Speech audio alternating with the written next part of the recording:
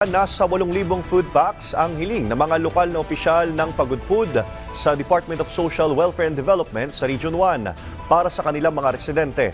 Ang detalye tungkol dyan sa Balitang Pambansa ni Rani Dorilag ng Radyo Pilipinas Lawag. Nasa mahigit 1,000 na family food packs mula sa DSWD ang ibinigay sa mga residente ng Poblasyon 2 ng bayan ng Pagudpud, Ilocos Norte sa pangunguna ni Pangulong Ferdinand R. Marcos Jr. Ayon kay Pangulong Marcos, hiniling sa mga residente na sabihin lamang sa LGU ang mga kailangan matapos maapektuhan ng Bagyong Marce. At kung meron pa kayong ibang pangangailangan, andyan po ang ating LGU, nandyan ang provincial government, andyan din po ang mga ahensya ng gobyerno, lapitan nyo lang po. At lahat ng maaari namin gawin ay gagawin namin para yung tulong na hinihingi ninyo sa national government, yung tulong na hinihingi ninyo para maging maayos na ang inyong pamumuhay, gagawin po natin lahat yan. Kinumpirma naman ni DSWD Region 1 Regional Director Maria Angela Gopalan na hiniling ni Mayor Rafi Benamrito ang 8,000 food packs para sa mga residente ng Pagudpud. Paliwanag nito na nasa 5,000 food packs ang dumating kahapon bago ang pagdating ni Pangulong Marcos. Nagkakahalaga naman ng mahigit 1.2 milyong piso ang naibigay ng DSWD na tulong para sa mga residente ng Pagudpud.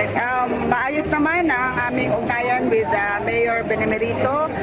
So far, meron siyang request sa amin ng 8,000 plus na food packs. At nakikita naman ninyo nandito, meron tayo ngayong 1,000 plus na ipamimigay ngayon. Although meron na po tayong 2 barangays kahapon na nabigyan. Samantala, unti-unting bumabangon si Mr. Brandon Bernal na residente ng Barangay Poblasyon 1 ng Pagudpud matapos ang hagupit ng Bagyong Marce. Sa panayam ng Radyo Pilipinas Lawag kay Bernal, umaasang makakatanggap din ito ng tulong mula sa gobyerno kahit pamalit lang sa mga nasirang bubungan ng kanyang bahay. Kwento pa ni Mang Brandon na dinanas nila ng kanyang pamilya ang pagbaha noong kasagsagan ng Bagyong Marce.